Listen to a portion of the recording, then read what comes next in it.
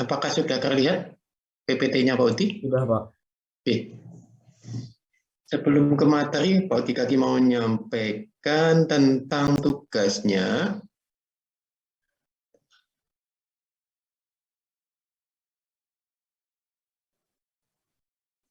Kita evaluasi tugas sebentar.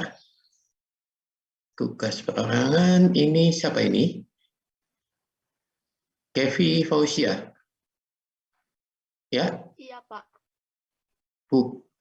Aturan yang diperoleh aturan nomor berapa, Mbak? Dari KM?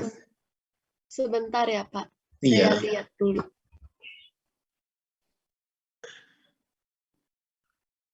Kemudian di gambar, ya ini jaraknya, oke. Bukan, ya. Maksudnya Pak Oki dari ini, dari sini ke sini berapa gitu loh.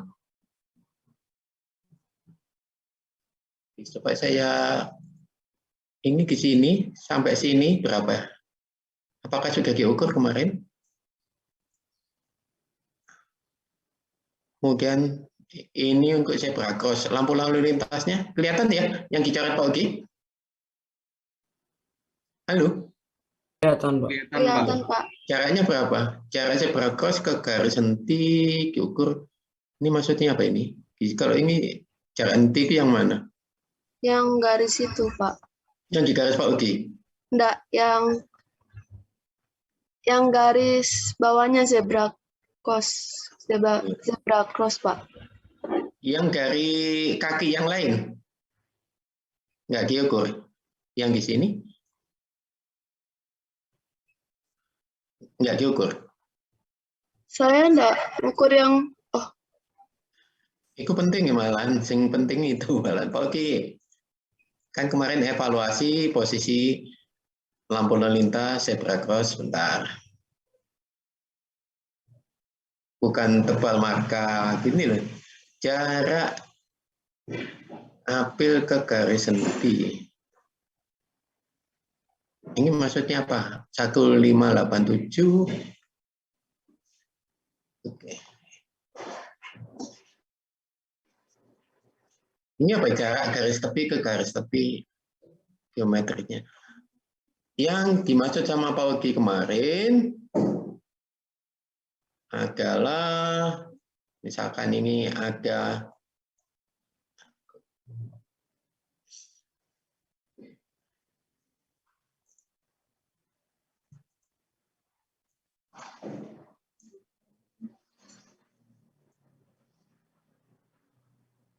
apakah terlihat ya kok ada bentar.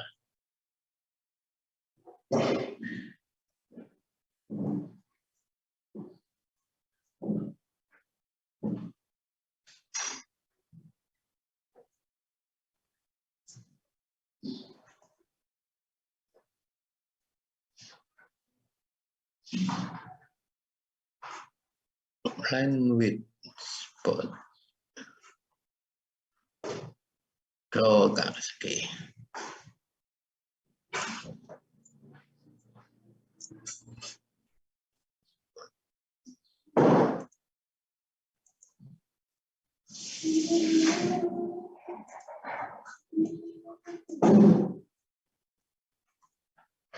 Terlihat gambarnya Pak Ogi?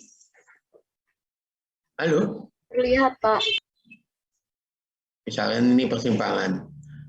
Kemudian ini zebra cross-nya.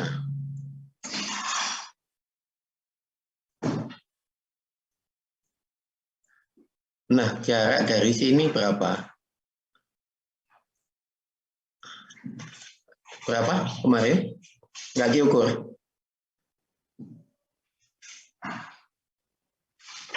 Jadi dari garis tepi kaki yang lain berapa gitu?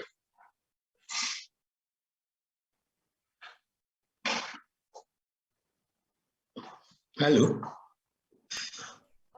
Saya ngukurnya itu dari lampu merah yang ada di tengah-tengah ke zebra cross-nya, Pak. Yang penting ini, nanti hubungannya kalau kalian menghitung jarak berangkat, jarak berhenti. Jadi Pak Uki belum bisa membaca apa yang dimaksud. Jadi standarnya apa, anunya apa gitu loh, outputnya apa. Jadi di sini kan mbaknya belum.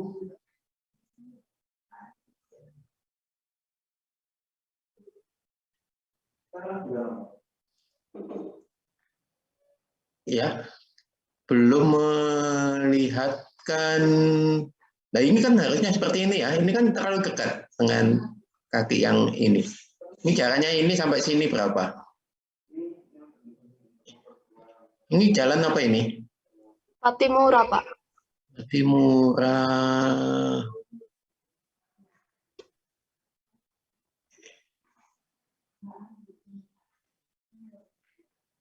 Ini apa ini? Jarak memberi jarak lampu ke tepi jalan. Bukan itu maksudnya. Ini kan kamu masang ini ke tepi jalan. Yang dimaksud Pak Uci, jarak itu tadi. Oke? Halo? Oh iya, Pak. Berarti kayak Dari, lebarnya gitu ya, Pak? iya, dari sini, bisa saya besarkan nggak ini ya? Dari sini sampai sini. Nah, tahu ya ini?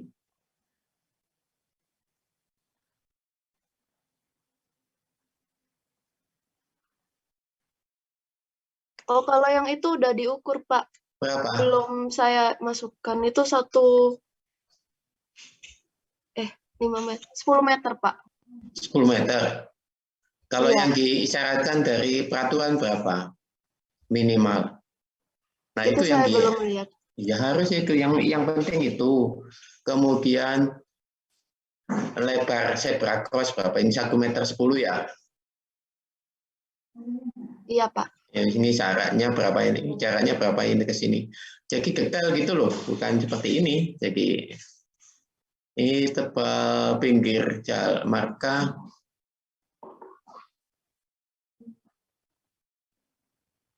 Ini sudah oke. Oke, coba kita lihat yang lain. Ya, saya bukan menyalahkan, tapi mengevaluasi ya, yang kurangnya apa gitu loh. Oke, coba saya ke Mas. Gantian Masnya ya.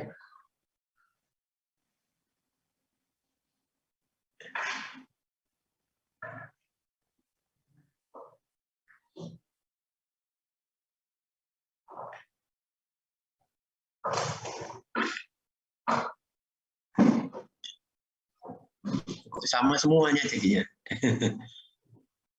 Mas Walas ada? Halo Mas Walas. Untuk Fawas itu Pak, relock barusan Pak. Relock. Jaringannya. Ya, jaringannya Pak, terganggu.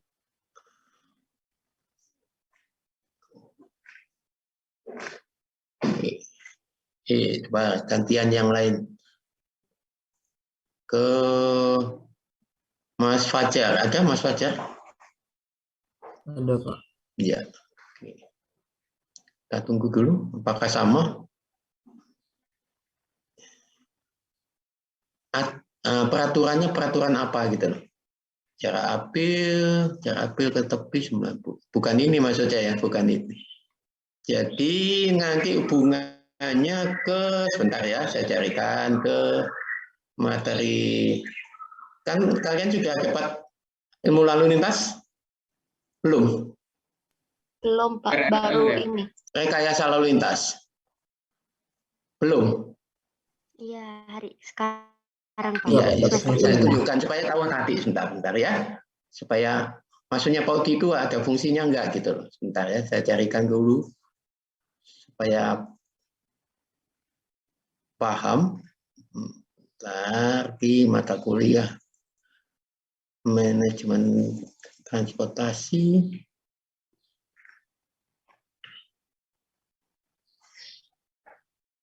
Coba kita lagi MKCI yang lama aja.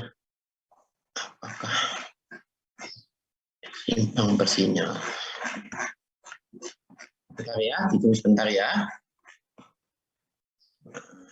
Di MKCI Pak Ugi hanya tunjukkan ke MKCI. Kalian pakai MKCI atau masih sudah pakai PKCI? MKCI, Pak. Masih pakai MKCI. PKCI belum? Belum.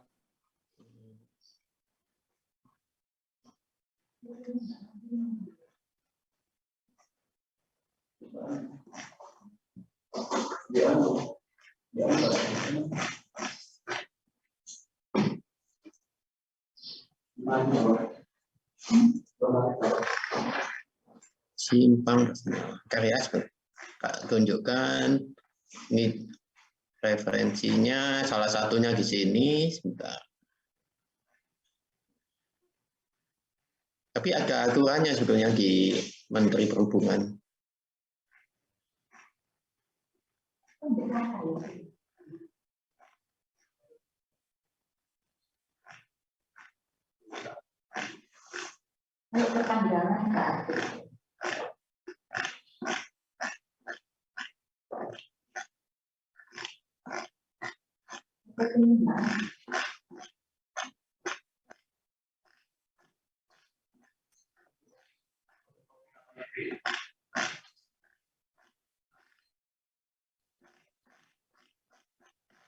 Bentar ya, dilupa halamannya.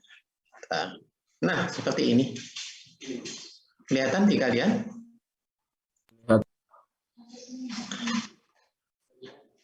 Ya, jadi berapa sih jaraknya? Idealnya berapa? Terus rambunya apa? Lampu lalu lintasnya berapa? Ini nanti untuk menghitung jarak datang, jarak pergi. Ini nanti di sini. Untuk menghitung pada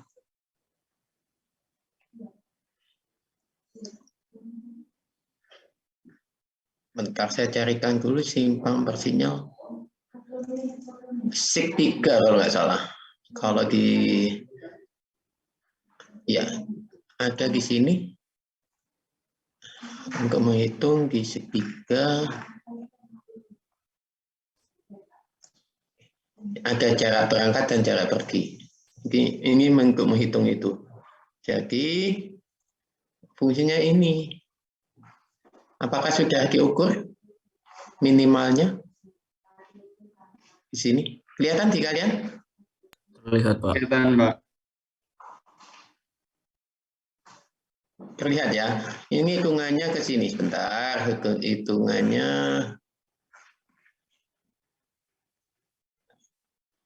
di 3. Belum sampai simpang bersinyal kalian? Belum, Pak. Nah, ini hitungannya di sini. Jadi menghitung LEV dan LAV nanti hubungannya. Oke? Nah, yang ada yang sekarang ini apakah sudah memenuhi standar enggak posisi lampu lalu lintas dan markanya? Itu saja kemarin, nggak usah sampai detail kemarin. Dari hasil survei kalian memang bagus detail, cuma sebetulnya ringan saja surveinya. Dari jarak ini ke sini berapa gitu saja. Ya, dari sini ke sini berapa? Dari arah sini ke sini berapa? Gitu loh, hanya seperti itu. Masih bingung kalian? Halo? Ini kan untuk zebra cross di sini. Kelihatan kursornya Pak Ugi? Terlihat, Pak. Kelihatan, Pak. Nah, ini nanti Anda disuruh menghitung jaraknya, totalnya. LEV itu antara ini sama sini ya, ditambah jarak antara kendaraan. Tuh. Paham? Jarak kendaraan berarti dari tengah, Pak. Iya, dari tengah sampai sini. Nanti ini LB. Itu nanti hitungan. Kalau sekarang kan kemarin Pauki hanya minta tolong diukur posisi lebarnya marka apakah sudah benar. Ya, ini lebar marka. Kemudian jarak lampu lalu lintasnya biasanya kan di sini ya. Ya. Ini jaraknya berapa? Gitu loh. terus ininya berapa, terus mekaniknya berapa. Nanti ketemu hitung-hitungannya, LV-nya. Nah, kebanyakan yang agak disimpang di Malang, ininya mepet di sini, zebra cross-nya. Benar ya? Halo? Iya, Pak. Iya, Pak. Iya. Benar. Nah, ini ada aturannya. Kalau di MKJI diambil kurang lebih 4 meter. Nah, kalau di peraturan itu ada standarnya. Ada berapa meter standarnya minimal.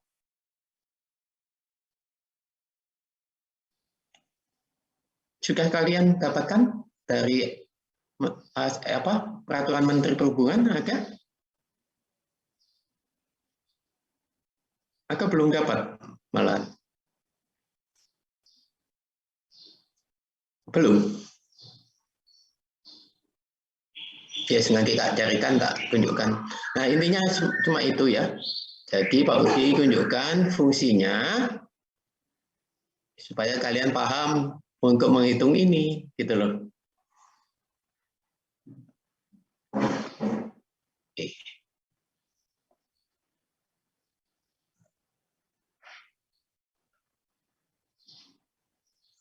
Belum sampai sini dari mata kuliah teknik rekayasa lalu lintas? Belum, Pak. Belum ya. Mana tadi? Terlihat di kalian ya? Ini terlihat? Ini Ya, penempatan zebra terlihat, cross Pak. bagasinya. Nah, ini standarnya minimal 4 meter. Yang kalian selama survei ada nggak 4 meter? Itu, Pak, dari lampu lalu lintas tapi ke belakangnya zebra cross. 300 sentian gitu, Pak. Yang mana? Lampu lalu lintasnya gimana? Pak Oki nggak paham yang dimaksud. Ini misalkan lampu lalu lintas ya. Ini misalkan saya gambar. Apakah lampu lalu lintasnya sini? Sini? Iya, kan di belakang zebra cross itu ada garis, Pak. Nah, dari zebra cross dari lampu lalu lintas ke belakangnya zebra cross itu 350 cm. Oh, berarti ini Iya, Pak. 350. Maka aturannya itu di peraturan pemerintah harusnya ngitungnya dari sini.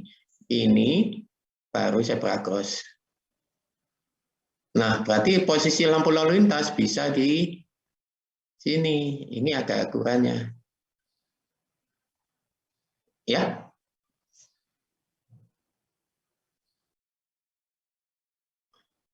Nah, lampu lalu lintas yang kalian ukur ini sampai sini berapa?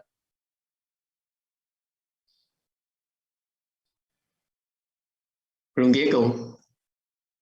Atau Belum, Pak. dari zebra cross-nya ini berapa? Ini kan yang sini kan? Nah, berarti ini zebra cross-nya berapa jaraknya? Sudah dihitung?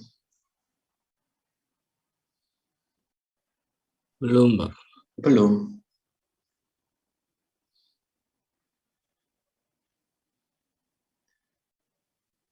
Oke, jadi nanti kalau kalian dapat tugas dari mata kuliah geometri jalan, geometri jalan apa? Teknik lalu lintas, Anda harus tahu posisi-posisi ini yang dimaksud Pak Uki. Ya? Halo? Paham Baik, ya? Pak. Iya, Ya, Pak. oke. Enggak apa-apa, sudah pokoknya sudah dapat hasil survei, tapi bisa dipahami yang dimaksud dengan Pak Uki? Bisa, Pak. Ya, Bisa, Pak. oke. Oke, kita lanjut ke materi aja. Kita akan melanjutkan tentang perkereta apian. Sebagian besar sudah pernah naik kereta api, ada yang nggak pernah?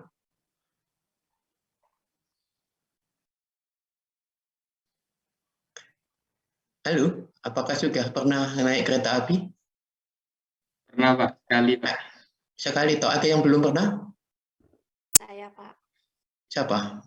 Yang Mbak Anissa yang belum. Siapa Lingga. yang kaki saya, Pak? Oh, Mbak Lingga. Iya, Pak. Belum pernah. Waduh. Ya sekali-sekali ke rumah temennya yang ada jalur kereta apinya. Oke, gitu ya. Kalau nggak pernah ya nggak tahu apa itu isinya kereta api. Konstruksinya bagaimana ya. Oke, di kereta api itu ada, sebentar, saya akan ganti kursornya.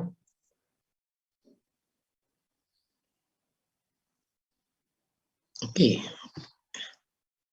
Kami pernah lihat kereta api ya, Mbak Lingga? Kenapa, Pak? Ya.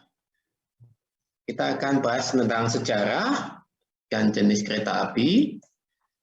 Kemudian nanti sejarah kereta api di Indonesia, kemudian lanjut jenis-jenis konstruksinya dan jalurnya.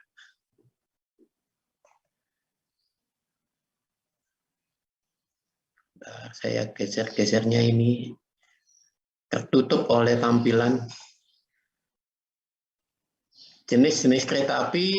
Mungkin yang belum pernah melihat dan bahkan yang sudah pernah melihat, ada berbagai jenis kereta api. Ini ditinjau dari tenaga penggeraknya. Ada yang pertama kereta api uap. Mungkin Anda pernah melihat kalau di film-film zaman dahulu, film koboi. Pernah lihat film koboi? Itu ada logonya, tenaga penggeraknya itu digerakkan oleh uap, ya, uap dari pemanasan air hingga menghasilkan tenaga.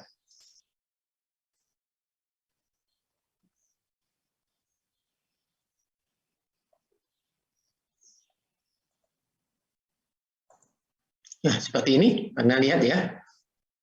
Mungkin masih ada beberapa logo yang untuk wisata yang di daerah Jawa Tengah itu masih ada difungsikan atau masih digunakan lokomotif semacam ini. Ataupun untuk mengangkut tebu. Mungkin di daerah kalian yang banyak perkebunan tebu dan ada pabrik tebunya atau pabrik tebu, pabrik gulanya, apakah pernah melihat lokomotif seperti ini yang lebih kecil ukurannya? Ya, ya. Di pabrik tebu masih digunakan lokomotif tenaga uap ya, tetapi untuk di perkereta apian Indonesia sudah tidak ada yang digunakan, hanya khusus untuk wisatawan di daerah Jawa Tengah, lupa Pak, di Ambarawa pagi ada kereta api wisata yang memang menggunakan logo yang digerakkan oleh tenaga uap. Kita lanjut seperti ini ya ke gambarannya. Kalau kalian pernah lihat film-film koboi kan seperti ini logo motifnya. Oke, kemudian ada kereta api bertenaga diesel. Yang ada sekarang di Indonesia adalah kereta api yang digerakkan oleh tenaga diesel. Di kereta api tenaga diesel ini ada dua jenis. Yang pertama diesel elektrik dan diesel hidrolik. Jadi ada dua jenis ya. Kita akan lanjut ke slide yang lain seperti ini. Jadi ini adalah tampilan kereta api yang tenaga diesel, tidak banyak uapnya. Nah ini kalau di Indonesia warnanya kan putih ya, ini modelnya juga sama. Dan seperti ini dulu waktu Pak Odi kecil masih ada zaman seperti ini, tapi sekarang sudah model yang sebelumnya.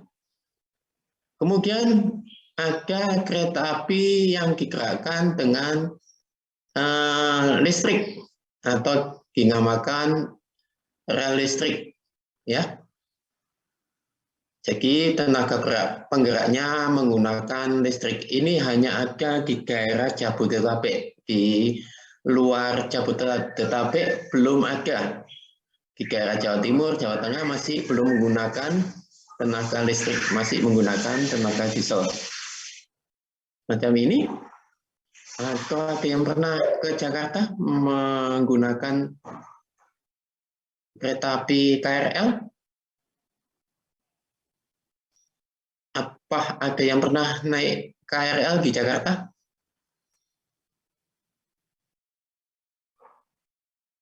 Belum ya? Pernah, Pak.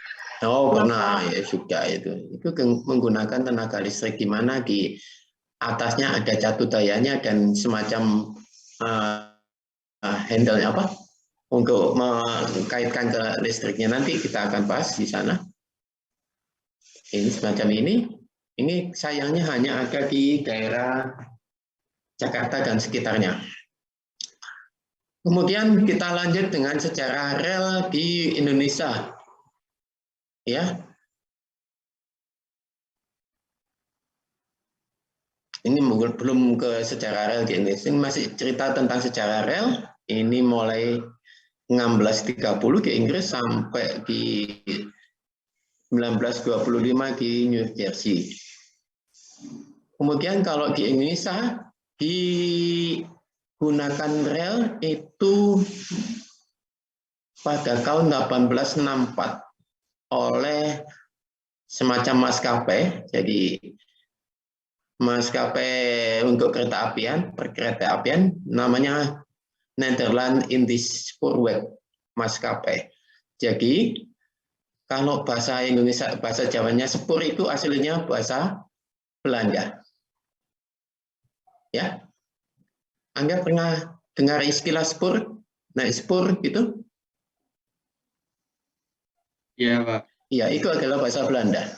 Ya, bahkan di Indonesia banyak istilah bahasa Belanda yang masih digunakan di percakapan sehari-hari. Mungkin semacam pit, tahu sepeda ya, pit itu sepeda. Kalau di dunia konstruksi lebih banyak lagi.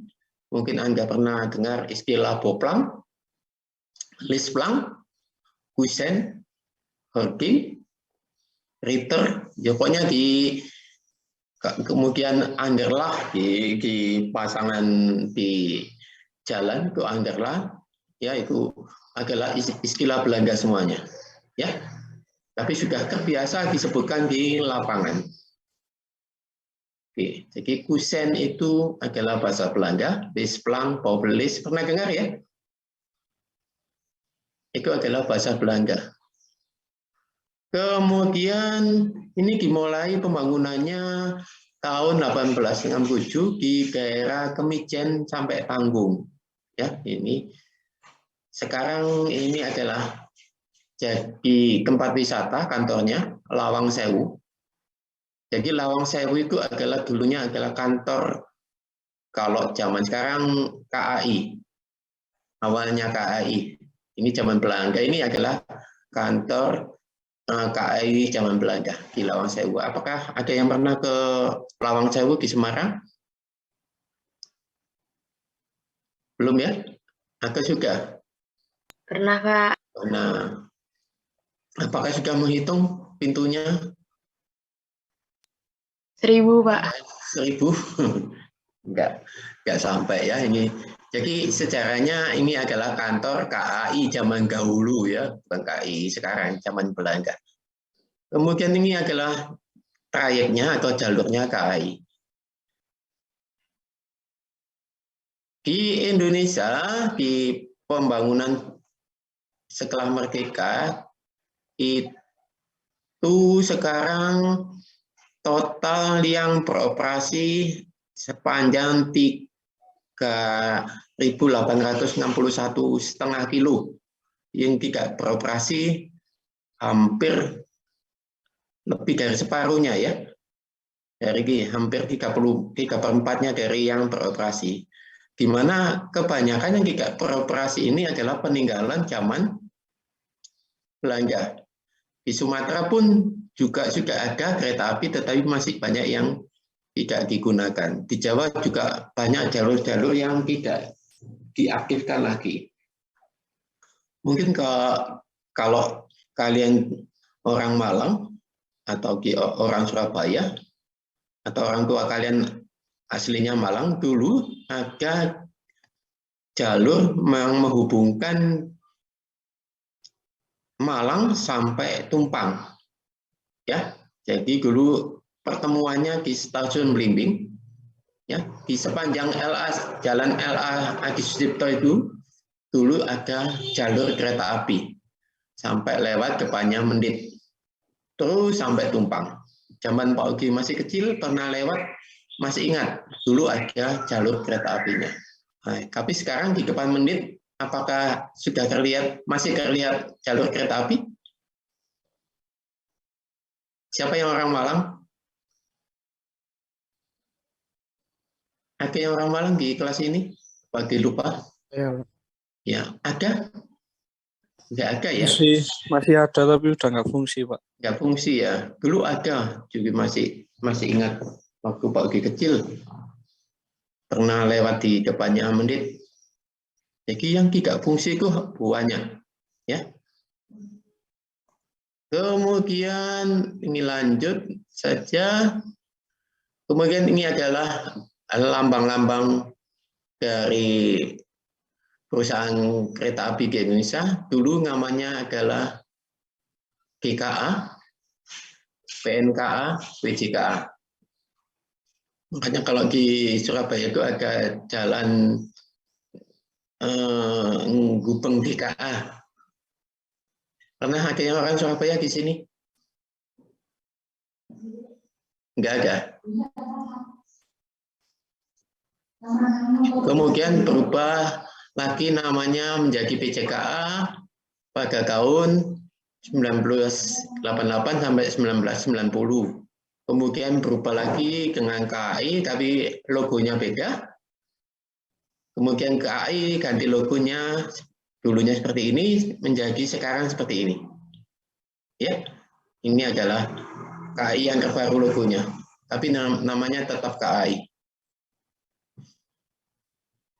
Ini jalur-jalur yang ada di Jawa yang aktif, Anda bisa ngecek apakah masih ada. Sepertinya masih ada semuanya, ini karena saya ambil dari KAI. Ini jalur-jalur yang aktif digunakan di Pulau Jawa. Kemudian ini adalah misi dan visi KAI. Ini filenya sudah ada di Google Classroom. Apakah sudah bisa diunduh di kalian? Sudah, Pak. Bisa diunduh ya?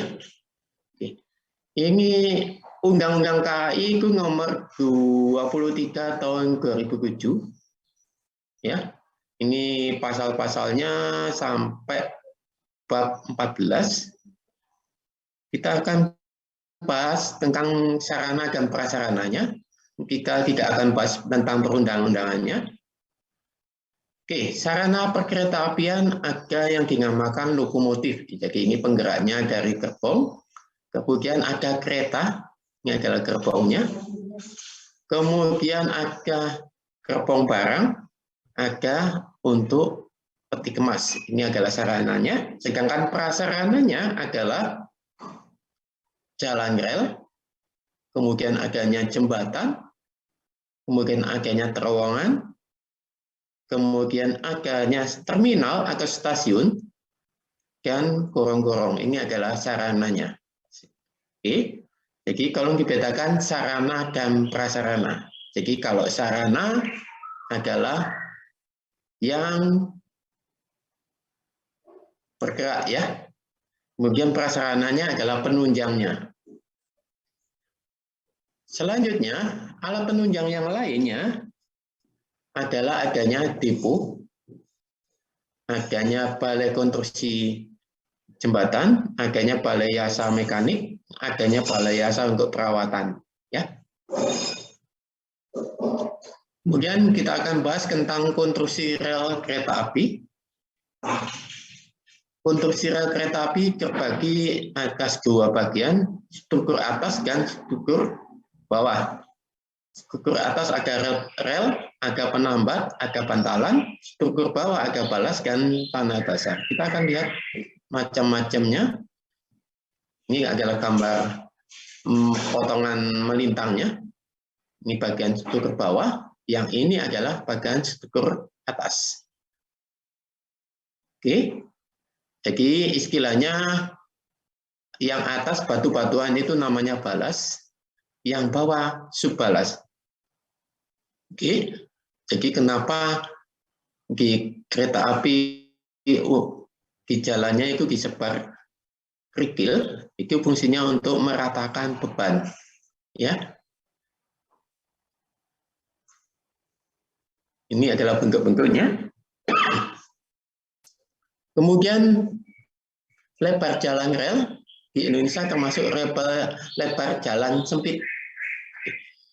Kalau diperhatikan, untuk ukuran rel di Indonesia itu didasari berdasarkan jarak dalam, bukan as ke as, ya. Jadi bukan as ke as. Ya. Jadi kalau di kereta api itu rodanya seperti ini nanti. Ada kupingannya. Ya. Jadi ada kupingannya. Fungsinya kupingannya ini agar kereta api masih tertambat di relnya. Ya, jadi tidak bisa geser kiri dan geser kanan. Kita akan tunjukkan video untuk kereta api tentang cara berjalan kereta api atau berbelok. Sebentar, saya akan tunjukkan ke kalian.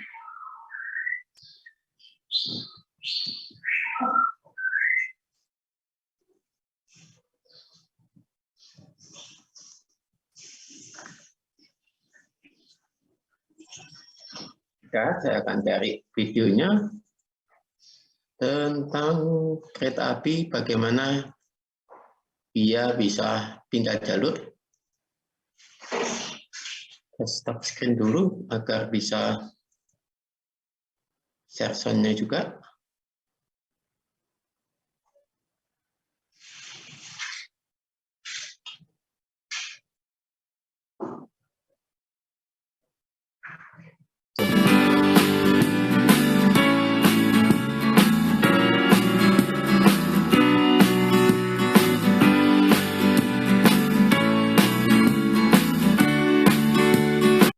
Yang Pak Ki bicarakan tadi, di rel kereta api, di rodanya kereta api ada semacam kupingannya.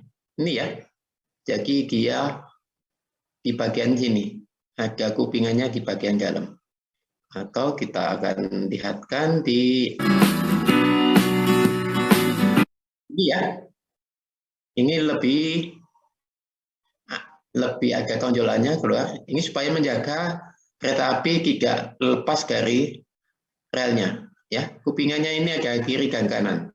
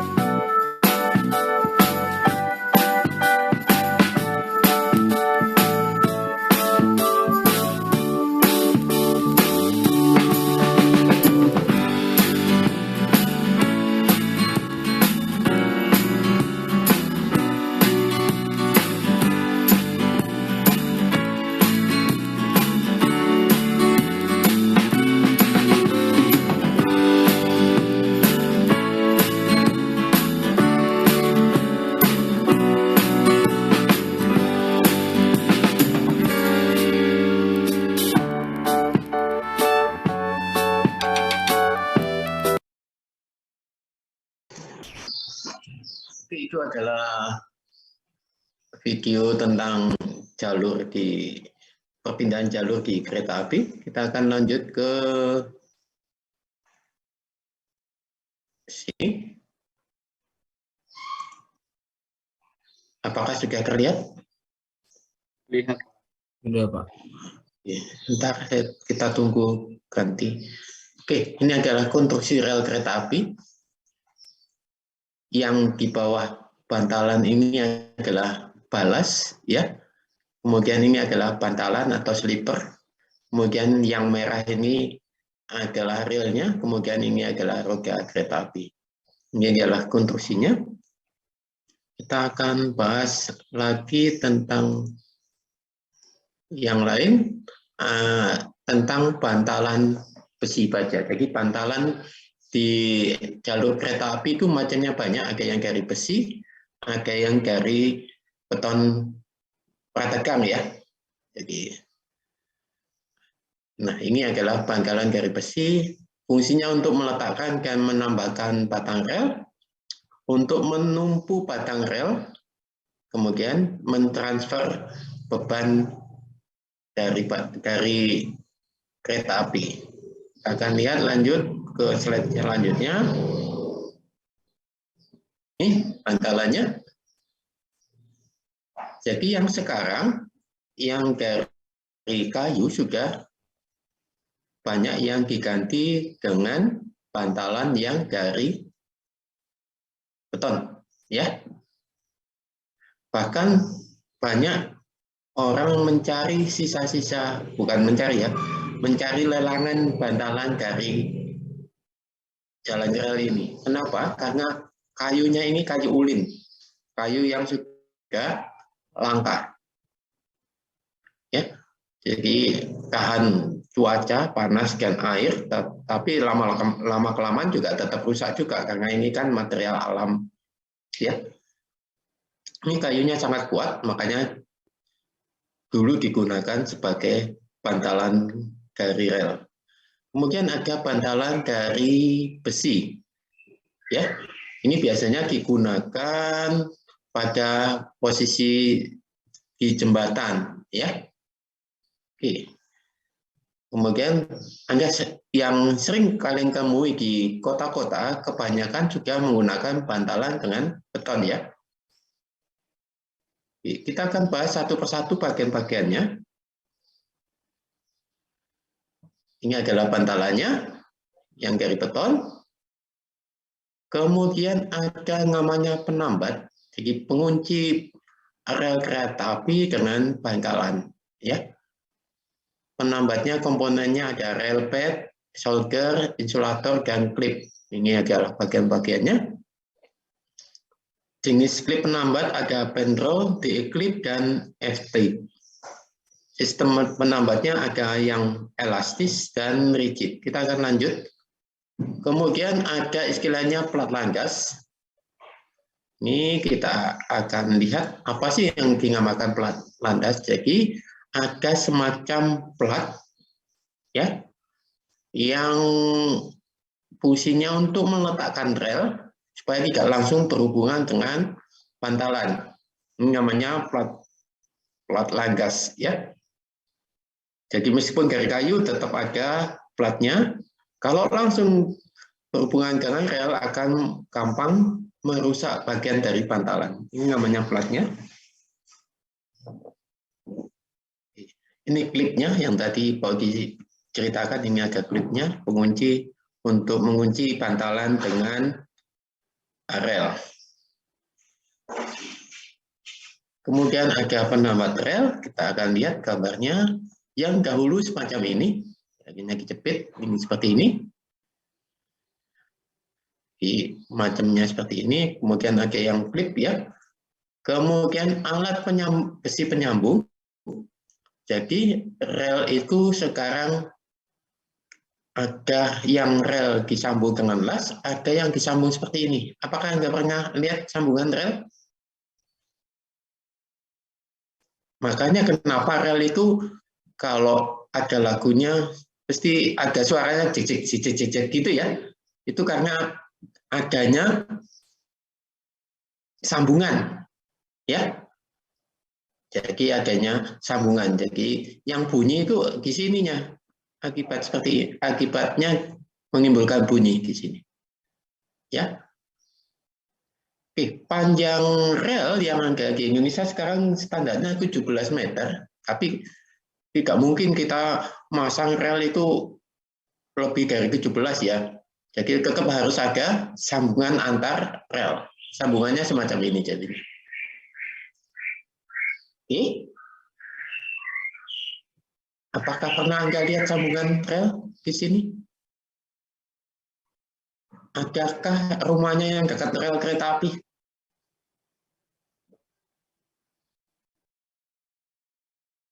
Tidak ada. Mas Fahmi, ada? Enggak, Rumah Pak. jauh dari kereta api? Enggak, Pak. Jauh. Oke. Jadi konstruksinya semacam ini. Mudah-mudahan kalian nanti lulus bisa masuk ke KHI. Ada kakak tingkat kalian, Mbak Sapa itu, dia lulus kemudian diterima di KHI, lupa saya namanya mbaknya. Jadi sekarang dia bekerja di KHI. Ya waktu dites ya ditanyai macam-macam tentang konstruksi jalan kereta api. Kebetulan waktu itu memang materinya Pak Ugi saya kasihkan, dan Pak ternyata juga banyak yang keluar dari konstruksi dari jenis-jenis konstruksi di jalan kereta api.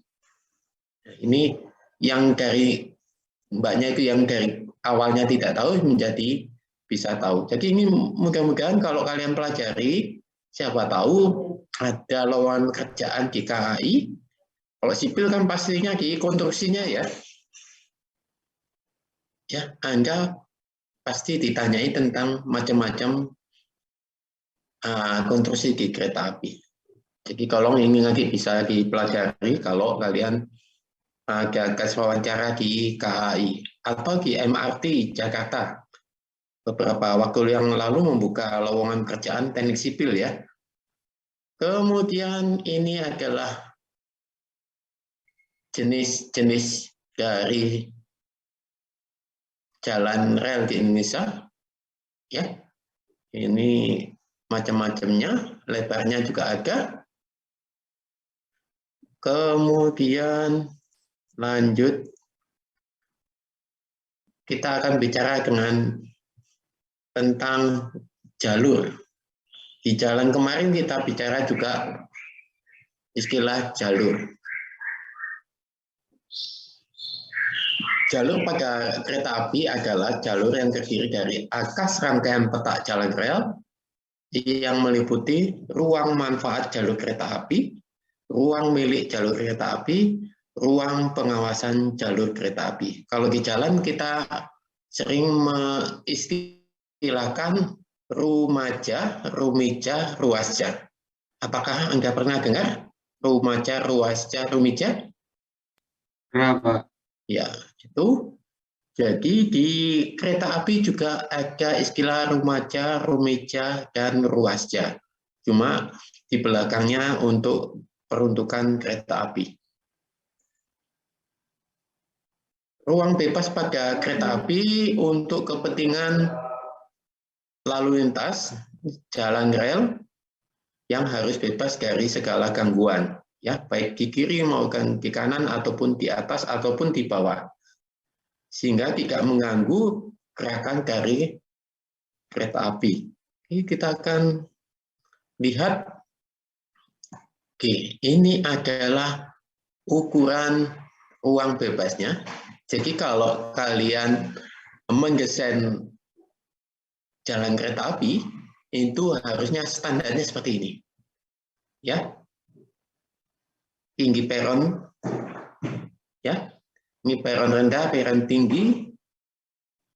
Ini ada ukuran-ukurannya, kemudian sampai di elevasi atas, ya. Misalkan kalian mau buat jembatan harus memperhatikan ini, ya. Kalau jembatan tersebut melintasi jalur kereta api. Oke, kemudian lanjut lagi. Nah, ini misalkan ada rel ganda. Ini rel 1, rel kedua, ya, 2 jalur, ya, itu harus diperhatikan jarak antar kedua rel di asnya ini adalah 4 meter. Ini kereta di Indonesia ya, standar yang diambil dari peraturan tadi, nomor 23 tahun 2007. Ini adalah ruang bebasnya. Oke, lanjut. Ini kalau digunakan di dalam terowongan, ya, pembuatan ruang bebasnya semacam ini. Ini untuk tunggal, ini untuk ganda. Apakah Anda pernah naik kereta api yang masuk terowongan? Pernah ya? Yang rumahnya Blitar, siapa yang rumahnya Blitar? Saya, Pak. Iya, pernah naik kereta api ke Blitar? Setiap hari, Pak. Setiap hari? Iya, hampir setiap hari, Pak, kalau ke Malang. Kalau ke Malang. Kalau setiap hari memang kerjanya gimana hampir, ya? hampir. Itu kan daerah Karangkates ya? Itu Iya, Anda Pak. akan masuk terowongan. Ya? Iya, Pak. Ini ukurannya ada standarnya. Jadi kalau nanti disimpan, misalkan kalian ada pekerjaan untuk perkereta-apian, ya bisa dipakai. Ini saya ambil dari peraturan yang dikeluarkan oleh pemerintah. Kemudian ada batas ruang manfaat jalur. Kita akan lihat gambarnya. Nah, ini juga ada di sini tulisannya ruang manfaat jalan. Rumah janya, kemudian ini ada rumijanya 6 meter, ruas janya 9 meter. Sebetulnya wilayah ruang milik jalan dari kereta api itu besar, terutama di kota-kota, tetapi yang ada kenyataannya di pinggir-pinggir rel ini dimanfaatkan oleh apa? Yang tidak bertanggung jawab, didirikan kios-kios. Benar nggak? Kalau contohnya di Jalan Karya Timur, ya sepanjang Jalan Karya Timur itu yang memperdagangkan malah oknum-oknum dari aparat KAI, oknum-oknum ya. Saya bukan bicara KAI, ini oknum. Jadi di HI, jadi ada yang ya, istilahnya premannya ya, menguasai ini. Jadi kalau membangun sana harus membayar berapa di situ. Saya punya saudara yang mendirikan bengkel di sepanjang ini dipajaki. Nah ini yang jadi susah. Padahal rel kereta api yang masuk Kota Malang rencananya akan dibuat double track. Yang sekarang kan sistemnya masih single track ya. Ya. Ada yang pernah melintasi rel kereta api di Kota Malang? Sudah single atau double? Masih single atau double tracknya? Single, Pak. Single. Rencana ada 2 ya, double track. Jadi tahun 2000 berapa gitu akan dibangun double track. Yang jadi masalah mungkin pembebasan atau bukan pembebasan ya, penggusuran yang tidak resmi ini yang agak sulit ya, terutama masuk di daerah Kota Lama ya. Rel di jalan Kota Lama itu sudah mepet-mepet dengan rumah penduduk ya.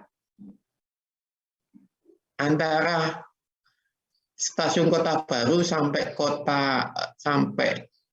stasiun Gadang itu kan lewat kampung-kampung ya. Itu yang mungkin jadi masalah kalau dibuat double track. Kita akan lihat ini kalau untuk underground atau terowongan, ini ukurannya. Ini kalau untuk jalan kereta api di atas jembatan, ya, atau jalan kereta api di atas. Jadi ini yang sudah terlaksana ada di Jakarta.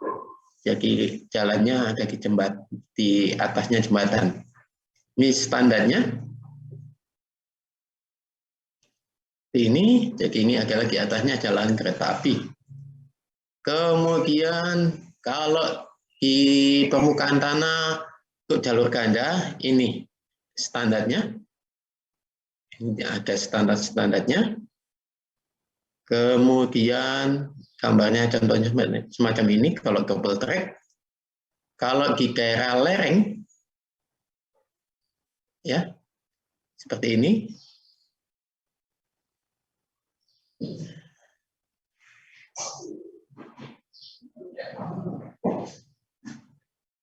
Ini di sini tulis ganda lebar jalan relnya 1,6.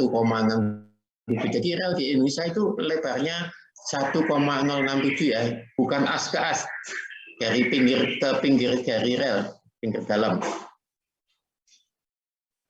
Ini gambar-gambarannya. Kita akan lanjut ke yang lain.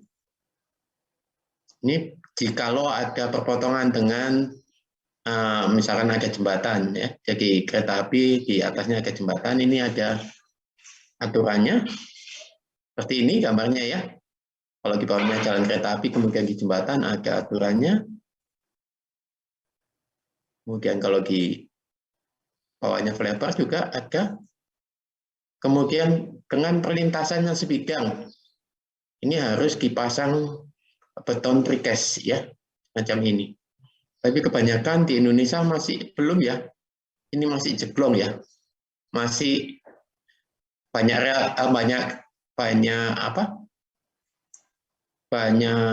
kerikilnya di sini. Anda pernah lihat atau pernah lewat di perlintasan kereta api? Pernah, Pak. Iya. Yang jadi masalah rel kereta api di Indonesia kadang-kala lebih tinggi, ya. Kalaupun sebidang yang terjadi adalah jalan di Indonesia itu kan ketika di overlay kan nggak diambil ya lapisan lamanya, ditumpuk-tumpuk ya. Ini jadinya lebih bawah, ya. Jadi kalau 5 tahun sekali ditambahi 10 cm, 10 tahun berapa meter? 1 meter ya, setengah meter jadinya. Elevasi perbedaannya setengah meter kalau 10 tahun. Oke. Kemudian ini kita akan bahas tentang stasiun.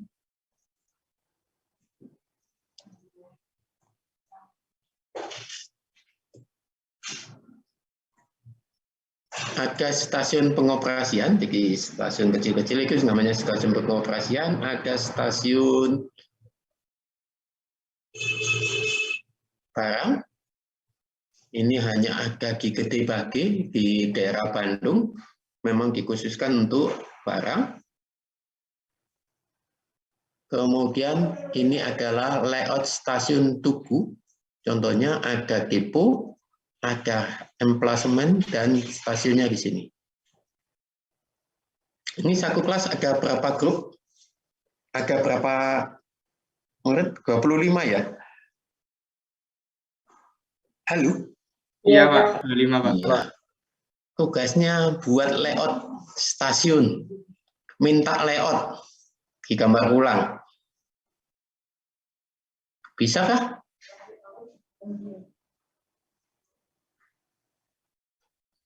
Ini apakah ada di Malang semua atau di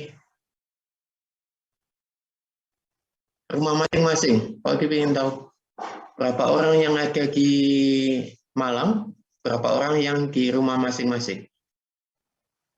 Kalau nggak salah kebanyakan banyak yang di Malang. Mungkin lebih dari Sudah banyak yang di Malang ya? Iya, Pak. Oke. Yang lainnya? Ada yang masih di rumahnya di luar Malang?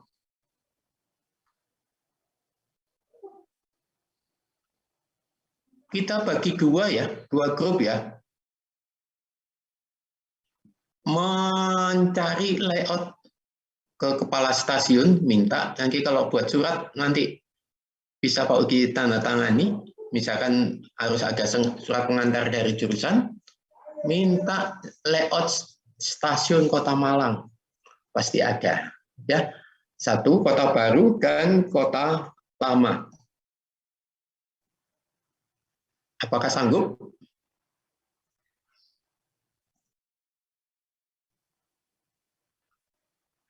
Halo, apakah sanggup Insya Allah. atau susah? Insya Allah, Pak. Dibagi 2 grup ya, ganjil dan genap. Baik, Bapak. Ganjil yang ngomandui nomor absen 11. Siapa nomor absen 11 ganjil? Iya, Bapak. Apa? Liga. Ya. Oke. Kemudian genap nomor absen sekarang tanggal berapa ya? Sekarang 18. 18, Pak. Ya, nomor absen 18. Siapa? Siapa? Nomor absen 18? Nomor absen 18 atas nama biasa. Adakah di kelas ini absen 18? Atau orangnya nggak hadir? Novia Safara ada di Zoom, Pak. Iya. Mana nomor absen 18? Jadi yang ganjil minta layout. Iya, Pak. Iya, minta layout stasiun. Kalau perlu surat pengantar nggak apa-apa diminta. Ya, buatkan surat pengantar. Saya tanda tangani atau pakai surat pengantar, tugas ke stasiun, tanya dulu ke stasiun, kepala stasiun, apakah bisa minta layout stasiun tugas untuk digambar ulang, ya, stasiun kota, kota baru, dan kota lama. Jadi yang genap kota lama, yang ganjil kota baru. Halo, juga tahu? Berarti untuk ganjilnya itu kota lama ya, Pak ya? Tadi kan ganjil kota baru. Oh. Yang genap kota lama. Halo? Iya, Pak. Iya, Ya. Pak. Dicoba ya. Kesulitan enggak? Karena yang tahun ini ada yang ngambil judul topik tentang evaluasi teknis tentang stasiun Kota Blitar. Saya tanya punya layoutnya, nggak punya. Loh, ini mau evaluasi tapi nggak punya layoutnya. Ya, siapa tahu kalian bisa mencari layoutnya. Ini tugas ya. Kalau memang nggak bisa, susah ya, nanti dicari tugas yang lain. Itu ya. Halo. Baik, Pak. Iya, Pak. Coba mencari layout saja. Jadi nggak harus SketchUp. Anda bisa peroleh dengan bentuk PDF. Nanti kan dari PDF ke auto kan bisa ya di ekspor ya. Oke, kenapa saya bicara tentang layout? Nanti ada bagian-bagian dari stasiun ya yang harus dijelaskan pada layout. Oke, saya lanjut ya. Oke, di layout ada depo, ada stasiun, ada emplasemen. Apa sih itu emplasemen? Saya akan jelaskan di sini nanti. Di stasiun ada fasilitas untuk pembelian tiket. Meskipun sekarang sudah menggunakan aplikasi, tapi tetap ada yang dibuka untuk pembelian tiket yang biasanya untuk yang pada hari hanya ya, itu biasa bisa beli langsung. Ataupun untuk pemesanan beberapa sebulan sebelumnya. Biasanya kalau hari-hari libur biasanya dibuka untuk jarak jauh, biasanya bisa menggunakan aplikasi, bisa menggunakan yang manual. Kemudian di stasiun ada namanya ruang tunggu, ya. Kemudian ada fasilitas yang lainnya selain ruang tunggu, ada fasilitas restoran dan ATM, ya. Kemudian ada fasilitas peron dan pagar pengaman. Nah, semacam ini peron ini ada ketentuannya, peron tinggi atau peron rendah yang ada di stasiun-stasiun. Kalau peron rendah, biasanya masih ditambahkan apa? Semacam tangga bantuan ya. Tapi kalau peronnya sudah tinggi, biasanya bidang dalamnya kereta api sudah relatif datar dengan peron ini. Ya, biasanya kalau peron rengga itu ada di stasiun yang masih di daerah-daerah. Ya, Permisi, Pak. iya. Mohon maaf memotong. Untuk jamnya sudah lewat, Pak. Oh iya, oke, terima kasih diingatkan. Ya, Iya, nggak Pak. kerasa ya, banyak ini slide-nya. Ya, tugasnya itu ya. Sebentar. Saya Untuk tugas cepet-cepetkan. untuk tugas pertama tidak usah dibenerin apa bagaimana, Pak? Nggak usah. Nggak usah. Yang penting sudah. Masa mau benerin, mau survei lagi kalian? Bagi nggak tega ya. Iya, Pak, nggak usah. Iya. Cuma tahu salahnya, bukan salahnya ya, kurang benarnya apa gitu ya. Jadi Iya, Pak. fungsinya kalau kalian nanti di mata kuliah teknik lalu lintas ya. Halo? Iya, Ya, Pak. Iya, Pak. jadi fungsinya di sana nanti. Apalagi sudah menginjak pada SIP 3. Ini bagian-bagian dari layout stasiun ada emplasemen ya. Ini karena slide-nya banyak, jadi ini ada. Kalian pelajari sendiri ya. Oke, Pak. Ya, oke. Ini filenya ada di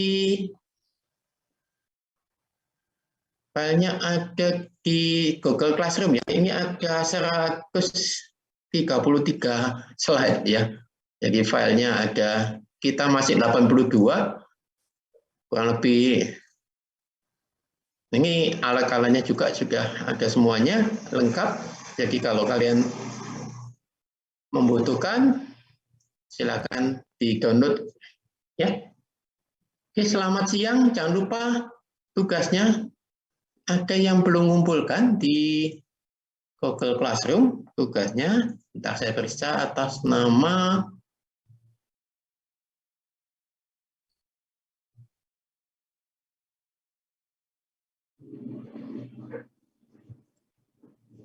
siapa yang belum mengumpulkan ini? Anjas Saputra. Oke, saya tunjukkan yang belum mengumpulkan. Meskipun kurang betul, tapi tetap harus mengumpulkan. Sudah terlihat atau belum ya? Saya belum share screen ya. Belum, Pak. Bentar. Anjas Saputra? Belum mengumpulkan? Resandria Imawan? Belum mengumpulkan? Yasid ini? Ada Yasid di kelas kalian? Resandrian ini kelas berapa ya kok ada di sini? Resandrian ada di kelas ini? Ada, Pak. Ada. Bentar. Harusnya yang masuk 25, ada yang belum gabung ke kelas ini, 2 orang. Tolong diingatkan. Iya, Pak. Nanti Ya. saya. Ini kan masih 23, berarti kurang 2 ya. Betul, Pak. Ya. Tolong tugasnya saya tunggu. Ya. Oke. Terima kasih, selamat siang, tetap semangat. Jangan lupa jaga kesehatan. Ya. Mudah-mudahan tutorial atau PPT dari Pak Oki sangat membantu untuk baik tugas akhir ataupun dalam pekerjaan nantinya. Kalau kalian menghendaki data tentang kereta api bisa kontak dengan Pak Oki ya.